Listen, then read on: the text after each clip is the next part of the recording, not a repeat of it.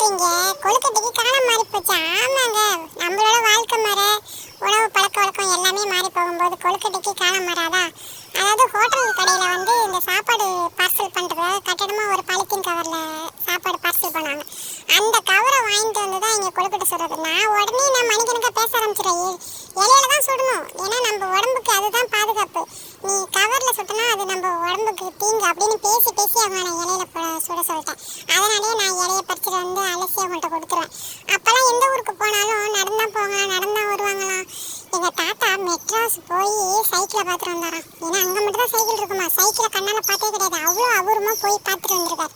அப்படியேப்பட்ட காலத்தில் நம்ம தாத்தா நம்ம முன்னோர்கள்லாம் வாழ்ந்துருக்காங்க. நம்ம சந்ததிக்கு நல்ல பழக்க வழக்கத்தை கற்றுக் கொடுத்துட்டு போகணும். இந்த மாதிரி இலையில சுடணும். அப்போ இலையில சுடணும்னா மரம் தேவை, அப்போ தான் அவங்க மரம் வளர்ப்பாங்க. கண்டிப்பாக இந்த மரம் தேவை, இதெல்லாம் நம்ம பயன்படுத்திட்டு இருக்கோம். நீங்கள் கவரில் சொல்லி கொடுத்தீங்கன்னா இயற்கையை அவங்க மதிக்கவும் மாட்டாங்க, இயற்கையை அவங்க மறந்துடுவாங்க.